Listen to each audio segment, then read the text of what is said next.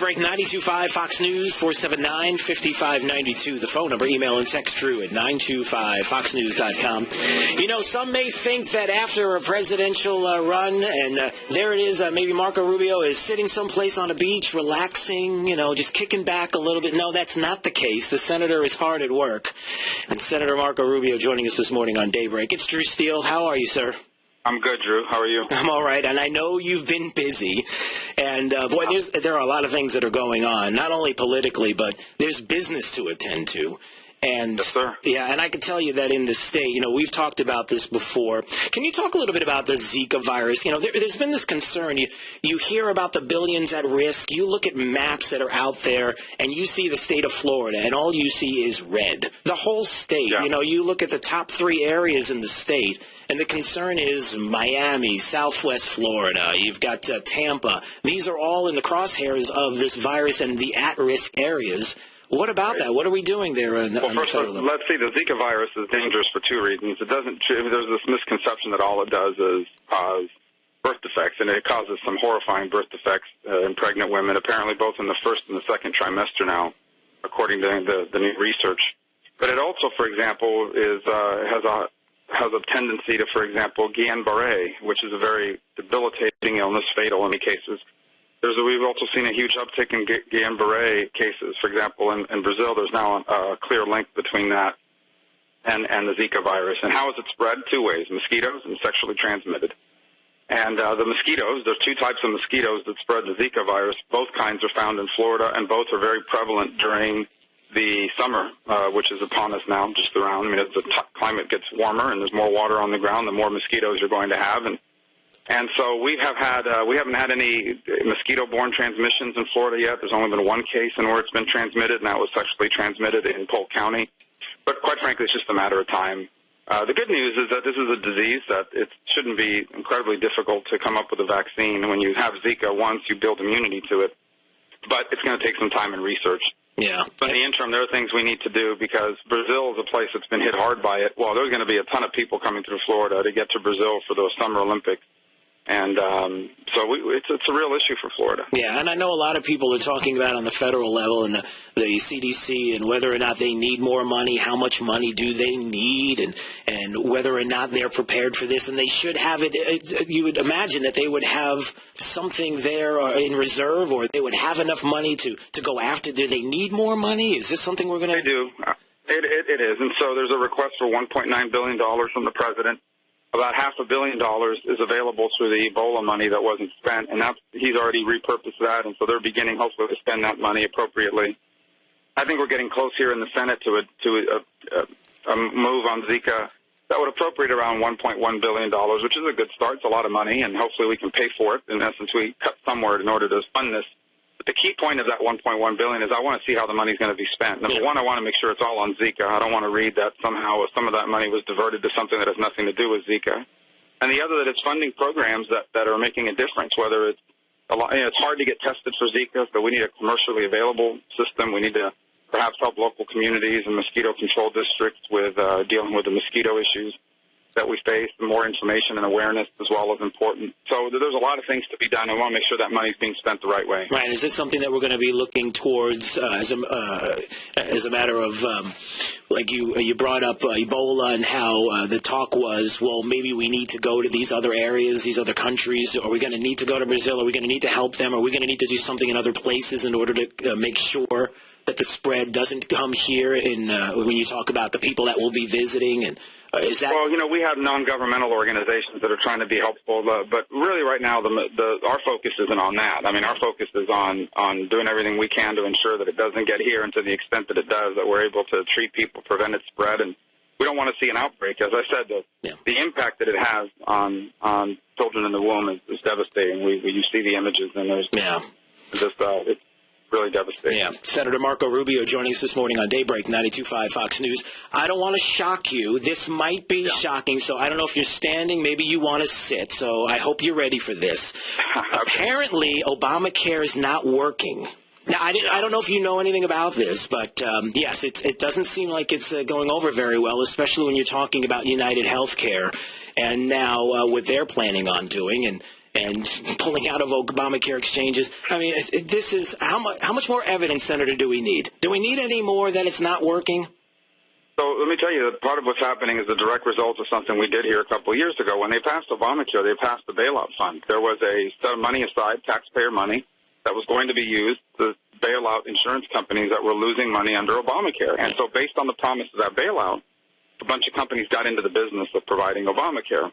Well, a couple of years ago, and I've been able to do this 2 years in a row, we got that bailout fund wiped out. So now these companies do not have a bailout fund that they can go to when they lose money, as we knew they would, on Obamacare and make up the difference for their losses. And so what's happening is these companies are now saying, well, since the bailout fund is gone, it means we're going to lose money guaranteed on Obamacare. We're getting out of the Obamacare business.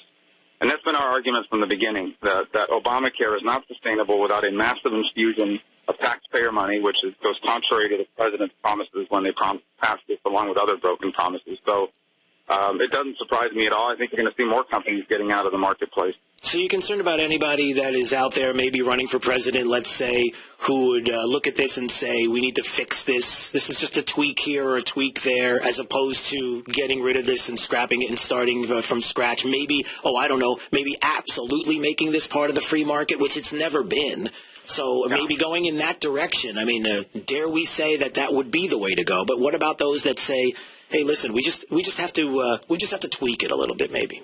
Yeah, that's both. Actually, what you're seeing Hillary Clinton and Bernie Sanders say now is that this is proof that we need a single-payer system. I always argue from the very beginning. I said what they're doing with Obamacare is they're setting it up so that in a few years, when the insurance companies get out of the business of doing it because it doesn't work economically, they're going to argue and say, you see, these greedy insurance companies, that's why we need single-payer. That's why we need Medicare for everyone, because the only way to ensure people have health care is if the government provides it through a government-run system. So that's the argument they're starting to make, that what's happening with these companies is not proof that Obamacare doesn't work. What's happening with these companies is proof that we need a single-payer system, and that's the argument that Hillary's starting to make. Yeah, but you would be concerned, though, if there were any presidential candidate that would say something to the effect of, we can make this better, or we need to make sure people are covered. I mean, clearly, the free market.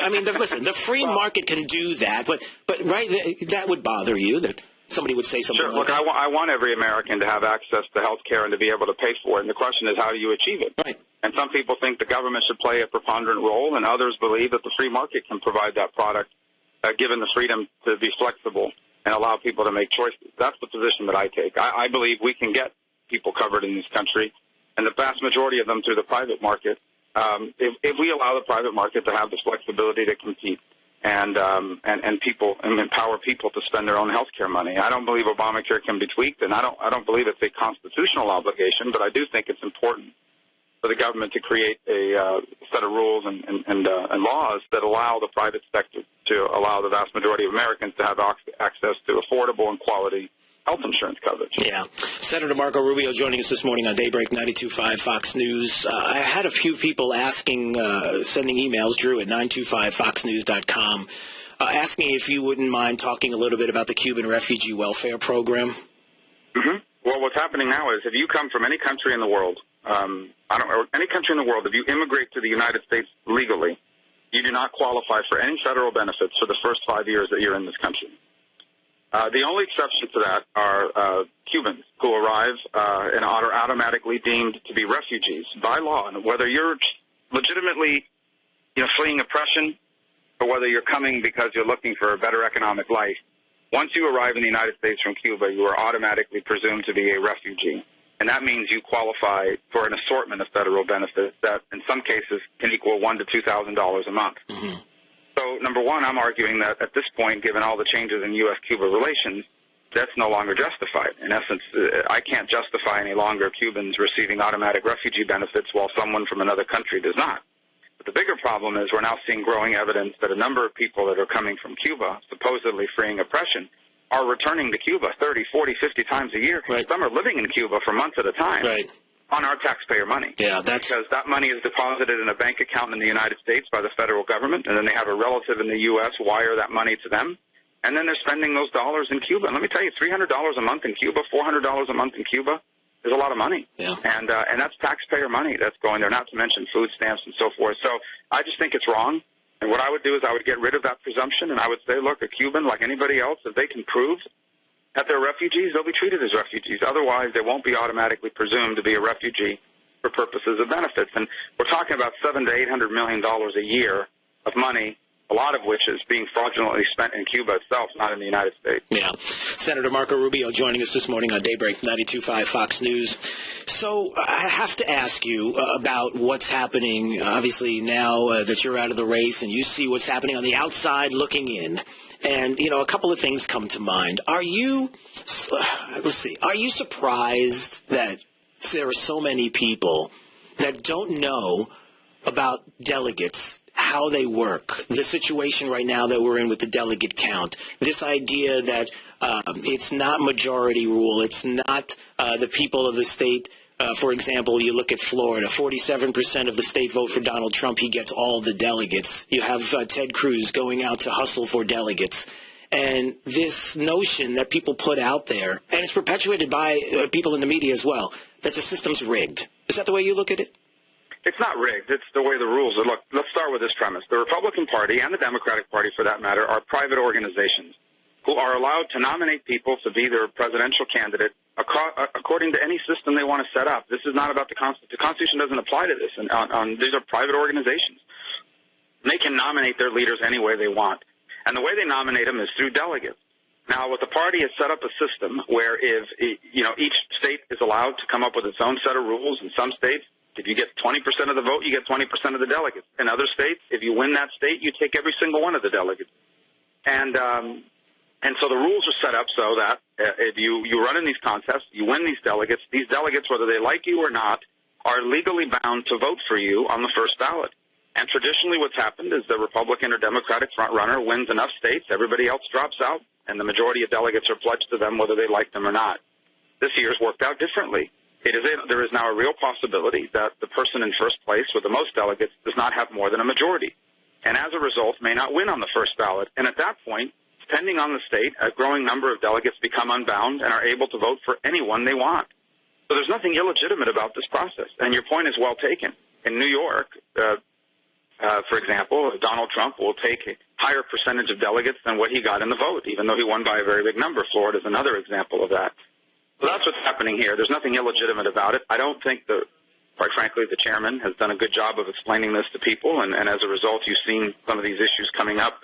But this is important. Now, that being said, do I believe there's a legitimate argument to be made that someone would say, look, I know the rules allow you to vote for anyone you want, but if we go this direction and you open up this convention and it becomes, complicated, then people might get really angry at us. It may demoralize the base. That is a valid argument to make and something that delegates can consider. The other argument they can consider is we should nominate someone who can win. And by the way, someone who reflects the values the Republican Party has been built on. These are all valid arguments to be made, and delegates will have a chance to make that decision once they're at the convention. That's the way the process works. These rules weren't written last week. Right. They've been in place now for a significant amount of time. Right, and you know and I know that this has been really the issue is, first off, the issue that we're going to say the system's rigged, that this shouldn't be this way, that change needs to take place. And now you have states that have their delegates getting together, like we have right now here in the state of Florida, to look at the rules and now feel like they don't want to be part of a problem or be bullied, or maybe they are being bullied or they feel like they are right now, to which they say, oh, maybe we need to change some things. Maybe we need to switch something around. Maybe we need, and because of the tactics of some, that they're making decisions that we wouldn't even be talking about right now because it's been 40 years since we've even had this issue. And the reason why is because typically everybody coalesces around one at a given point. We see where we're going, and we haven't had this for a generation. And so it's not that it hasn't existed. It's just that we've never had to talk about this. We've never had a reason. The way the races have worked in years past is you have a front runner that emerges, and if everybody else drops out, and at that point everyone gets behind the person who's in front, and it becomes elementary. Yeah. But this year with 17 people and 12 candidates that kind of were in it through Iowa and New Hampshire, you have a very different situation on your hands. But the rules are, going into this, I was a candidate, I was aware of this, and that's why we recruited people to be delegates across the country. And, right. Donald Trump is going to make the argument that he thinks best. If I were in his position, right, and you're trying to win, this is the best argument you have. That's the argument you're going to make. That Cruz and Kasich are making a different argument. But let's be clear here. There is no backhanded, backroom maneuver going on here. Well, how do you make that argument? It's always been set up. It's so disingenuous. How do you make that argument? It's not even legit to make the argument. Well, I mean, look, the better argument to make is if you want to avoid all this, go out and win a majority of the delegates. Right. Yeah. And that didn't happen. And so we'll see now. We'll see how this all plays out. I know this is a great drama for the media. I think the conventions are going to have historic ratings. I can imagine they're all giddy about that at the network and so forth. But in the end, this is the way the process works for both parties, and people can make those arguments if they like, but that's the way the rules have been, and they've been written for a while. These are not new rules. These, as I said, have been in place for a while. Yeah. I can't even imagine what it's going to be like at this convention. Have you thought about that, what it's going to be like when you're there? Well, I mean, they're going to be, it depends, right? If Donald Trump gets to 1237 or close to that number, I think he's going to make the argument that, hey, I'm basically there, I'm 50 delegates away, whatever, and if you don't nominate me and you go through this protracted process, it's going to create a lot of instability in the party. It's going to make it harder for us to lose. And then you're going to have another group of people saying, if we nominate you, we're going to lose by 40 points or 20 points or whatever it may be. And that argument's going to take place in real time in front of the American people. And ultimately, the Republican Party, a private organization, is going to choose someone to be its nominee. That's what's going to happen here. Yeah. And the Democrats are going to follow a similar route. And they're going to do it according to the rules as either written now or as the delegates decide to change them. But again, this is not about direct election. We have an electoral college that is governed by the Constitution, and I think people would be shocked. People have argued about that for a while, but we have an electoral college, which means we don't have a direct election either. We're a republic. Right. And so it's not just about how many votes you get. It's about winning in the right places to become president when it comes down to the general election. Yeah. Senator Marco Rubio joining us this morning on Daybreak 92.5 Fox News. All right, sir. Great to talk to you. We'll do this again soon. Nice to know you're not sitting kicked back on a beach. Of course, you're still busy at work, and we know you would be, of course, there in the Senate. So we appreciate a few minutes of your time. All right. Well, we're enjoying our work here, and I'm proud to do it, and thank you for having me on. All right. We'll talk to you soon. Have a great day.